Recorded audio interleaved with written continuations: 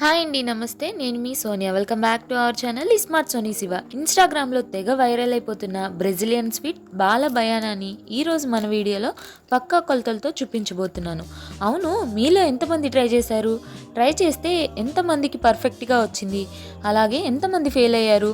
నేనైతే ఈరోజు పక్కా కొలతలతో చెప్తాను. ఫెయిల్ అయిన వాళ్ళైనా సరే, ఇది ట్రై చేయాలి అని అనుకున్న వాళ్ళైనా సరే, అసలు ట్రై చేయొచ్చా లేదా అన్నది కూడా నేను ఈ వీడియోలో లాస్ట్లో చెప్తాను.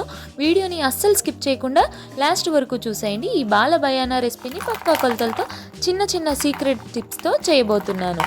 ఇక లేట్ చేయకుండా వీడియోలోకి వెళ్ళిపోదాం పదండి. ముందుగా స్టవ్ ఆన్ చేసుకొని ఒక పాన్ పెట్టుకొని అందులోకి ఒక 1 టేబుల్ స్పూన్ దాకా బటర్, అలాగే ఏదైనా ఒక కప్పు కొలతతో 1.5 కప్పు దాకా డెసికేటెడ్ కోకోనట్ ఉంటుంది కదా, ఆ కోకోనట్ వేసుకోండి. లేదా మీరు ఇంట్లో ఉన్న ఎండు కొబ్బరినైనా పొడిగా చేసుకొని వేసుకోవచ్చు. అలాగే ఇందులోకి ఒక కప్పు దాకా కండెన్స్డ్ మిల్క్ వేసుకొని సిమ్లోనే పెట్టుకొని వీటన్నిటిని కూడా బాగా కలిసే విధంగా కలిపేసుకోవాలి.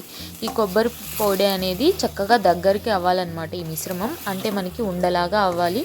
అలాగే ప్యాన్కి సపరేట్ అవుతూ ఉండాలి. సో ఒక 2 నుంచి 3 నిమిషాల పాటు ఇలా సిమ్లోనే చక్కగా ఫ్రై చేసుకోవాలి.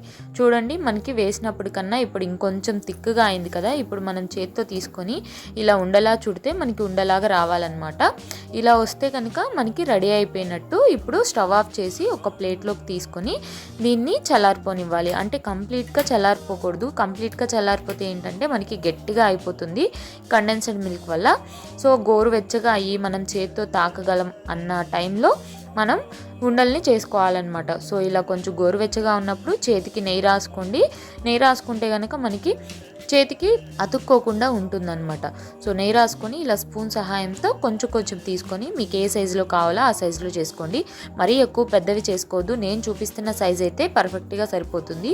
ఇలా ఒక్కొక్క కొబ్బరి ఉండని చేసుకొని చక్కగా ఒక ప్లేట్లో పెట్టేసుకోవాలి. ఇలాగే నేను వీడియోలో చూపించిన విధంగా రౌండ్గా ఇలా చేసుకోవాలి. ఇలా గోరువెచ్చగా ఉన్నప్పుడే చేసుకుంటే మనకి పర్ఫెక్ట్ షేప్ వస్తుంది. నెయ్యి రాసుకోవడం మూలన చేతికి అతుక్కోదనమాట. ఇలాగే మొత్తాన్ని తీసుకోండి. ఇక్కడ నేను తీసుకున్న క్వాంటిటీకి నాకు 13 దాకా కొబ్బరి ఉండలు వచ్చాయి. దాన్ని బట్టి మీరు క్వాంటిటీస్ అనేది అడ్జస్ట్ చేసుకోండి. ఈ ఉండలను అయితే ఖచ్చితంగా ఒక 20 నిమిషాల పాటు ఫ్రిడ్జ్లో పెట్టాలి. ఫ్రిడ్జ్లో పెట్టడం వల్ల ఉండలు బాగా గట్టిపడతాయి. ఒకవేళ ఫ్రిడ్జ్లో పెట్టకుండా డైరెక్ట్గా వేడి పాకంలో ముంచితే ఆ వేడికి కొబ్బరి ఉండలు కరిగిపోయి షేప్ మొత్తం పాడైపోతుంది. అందుకే ఈ టిప్ అసలు మర్చిపోవద్దు. ఈ ప్లేట్ ఫ్రిడ్జ్లో పెట్టుకోండి, డీప్ ఫ్రిడ్జ్లో మాత్రం పెట్టొద్దు. సో ఇలా పెట్టుకున్న తర్వాత ఒక ప్లేట్లోకి నెయ్యి వేసేసుకొని చక్కగా నెయ్యినంతా ఇలా స్ప్రెడ్ చేసేసుకోండి. లేదా మీ దగ్గర బటర్ పేపర్ ఉంటే బటర్ పేపర్ అయినా ప్లేట్లో పెట్టుకొని రెడీగా ప్లేట్ని పక్కన పెట్టుకోండి. ఇప్పుడు పాకం కోసం ఇలా లోతుగా ఉన్న ఒక స్టీల్ గిన్నెని తీసుకోండి. ఇలా స్టీల్ గిన్నెలోకి 1.5 కప్పు దాకా షుగర్ని యాడ్ చేసుకోవాలి. ఇక్కడ మనం కొబ్బరి పొడిని ఏ కప్పుతో అయితే కొలుచుకున్నామో సేమ్ అన్నీ కూడా అదే కప్పుతో కొలుచుకోవాలన్నమాట. 1.5 కప్పు పంచదార వేసుకున్న తర్వాత ఒక అరకప్పు దాకా నీళ్ళను వేసేసుకోవాలి. నీళ్ళు కూడా వేసుకున్న తర్వాత ఇప్పుడు ఇందులోకి వెనిగర్ని కానీ లేదా నిమ్మరసాన్ని కానీ ఒక 1 టేబుల్ స్పూన్ యాడ్ చేసుకోండి. నేనైతే వెనిగర్ని వేస్తున్నాను. వేసిన తర్వాత ఇప్పుడు ఒకసారి అంతా కలిసే విధంగా ఇలా తిప్పుకోవాలి. ఇప్పుడు ఈ బౌల్ని స్టవ్ మీద పెట్టుకొని స్టవ్ ఫ్లేమ్ని మీడియం ఫ్లేమ్లో పెట్టేసుకోవాలి. మీడియం ఫ్లేమ్లో పెట్టుకొని చక్కగా ఈ పంచదార అంతా కరిగి మనకి లేత గోధుమ రంగు కలర్లోకి వచ్చేంత వరకు మరిగించుకోవాలి. మధ్య మధ్యలో ఇలా గిన్నెని తిప్పుతూ మరిగించాలి. ఇక్కడ మీకు మోస్ట్ ఇంపార్టెంట్ టిప్ చెప్తానండి. ఈ పంచదార పాకంలో మనం ఎలాంటి గరిటెలు కానీ స్పూన్లు కానీ పెట్టి తిప్పకూడదు, కలపకూడదు. కలిపితే పంచదార మళ్ళీ పూసలాగా మారిపోతుంది. మంటను మీడియం ఫ్లేమ్లో ఉంచి మాత్రమే లేత గోధుమ రంగు వచ్చేంత వరకు మరిగించాలి. సో చూస్తున్నారు కదా, కాసేపటికి మనకి ఇలా బబుల్స్ లాగా ఫామ్ అవుతాయి. ఇప్పుడు సిమ్లో పెట్టేసుకోండి కంప్లీట్గా. స్టవ్ని పెట్టేసుకున్న తర్వాత ఇప్పుడు పాకం పర్ఫెక్ట్గా వచ్చిందో లేదో తెలియాలంటే కొద్దిగా ఒక బౌల్లోకి వాటర్ తీసుకోండి. చిన్న బౌల్లోకి ఒక స్పూన్తో ఇలా నేను వీడియోలో చూపించిన విధంగా కొద్దిగా పాకాన్ని పైన మాత్రమే ఇలా పెట్టి కొంచెం పాకాన్ని తీసుకొని ఈ చల్లటి నీళ్ళల్లో వేస్తే అది వెంటనే గట్టిపడిపోవాలన్నమాట. చూస్తున్నారు కదా, మీకు వేస్తుంటేనే ఇలా గట్టిగా అయిపోతుంది. ఇలా గట్టిగా అయిపోయిన తర్వాత మనం ఇలా చేత్తో తీసుకుంటే మనకి చక్కగా ఉండలాగా వచ్చేసేయాలన్నమాట గట్టిగా. ఇప్పుడు ఇలా చూడండి, మీకు వీడియోలో చూపిస్తున్నాను కదా, క్లియర్గా అర్థమవుతుంది. ఇలా గాజు ముక్కలాగా రావాలి. ఇప్పుడు దీన్ని మీకు సౌండ్ వినిపిస్తాను చూడండి. ఇలా మనం ఇలా బౌల్ కేసి కొడితే మనకి టంగమని సౌండ్ రావాలి.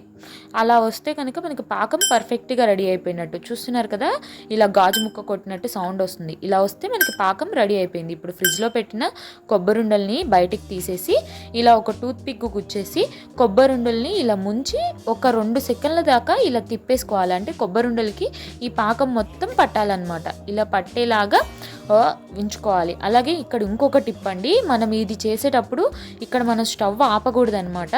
స్టవ్ ఆపితే పాకం క్షణాల్లో రాయిలా గట్టిపడిపోతుంది. సో అందుకని స్టవ్ సిమ్లో పెట్టుకొని మాత్రమే నేను ఇలా వీడియోలో చూపించిన విధంగా టూత్ పిక్ గుచ్చేసుకొని ఉండలకి ఇలా 1 సెకండ్ ఇలా తిప్పేసి మనం ముందుగా నెయ్యి రాసుకున్న ప్లేట్లోకి పెట్టేసుకోవాలి.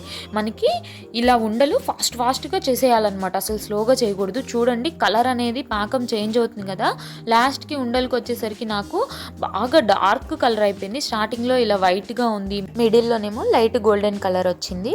లాస్ట్కి నాకు ఉండలన్నీ అయిపోయేటప్పటికి ఒక 2-3 ఉండలు అయితే బాగా డార్క్గా వచ్చేసాయి అనమాట.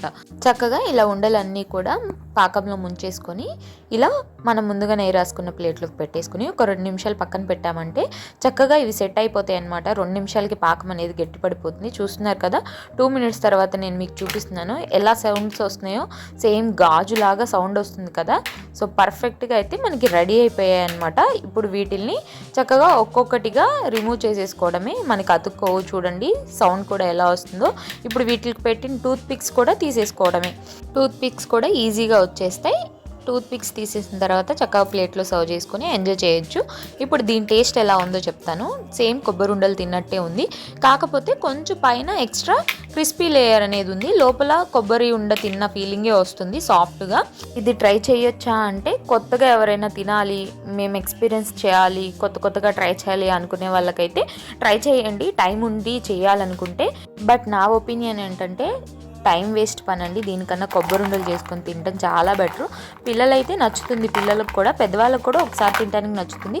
స్వీట్ తక్కువ తినే వాళ్ళకైతే మేబీ ఇది స్వీట్ ఎక్కువలాగా కూడా అనిపించవచ్చు, అలాగే కొంచెం చేదుగా కూడా అనిపిస్తుంది. వీటిని ఫ్రిడ్జ్లో 5 డేస్ వరకు స్టోర్ కూడా చేసుకోవచ్చు. సో ఫైనల్గా అయితే ఇదే నా ఒపీనియన్, అలాగే నా జెన్యూన్ రివ్యూ అనమాట. సో మీరు కనుక ట్రై చేయాలంటే నేను చెప్పిన క్వాంటిటీస్ పక్కా కొలతలతో ఈ చిన్న టిప్స్ పాటిస్తూ ట్రై చేయండి, పర్ఫెక్ట్గా వస్తుంది. అలాగే పాకం పట్టిన గిన్నె ఆల్మోస్ట్ మాడిపోతుంది, పాకం కూడా వేస్ట్ అయిపోతుంది అనమాట, అది కూడా చెప్తున్నాను. మీకు వీడియోలో కూడా క్లిప్ యాడ్ చేస్తాను. అలాగే ఈ రెసిపీ కనుక మీకు నచ్చితే వీడియోని లైక్ చేయండి, మీ ఫ్రెండ్స్ అండ్ ఫ్యామిలీ రిలేటివ్స్కి షేర్ చేయండి. ఇంకా ఇలాంటి ఎన్నో ఈజీ అండ్ ట్రెండింగ్ రెసిపీస్ కోసం ఈ స్మార్ట్ సోనీ శివ ఛానల్ని సబ్స్క్రైబ్ చేయండి. ఈ వీడియో అయితే ఇంతే, మరొక మంచి వీడియోతో మళ్ళీ మీ ముందుకు వచ్చేస్తాను. అంతవరకు సెలవు, బాయ్ బంగారు కొండలు.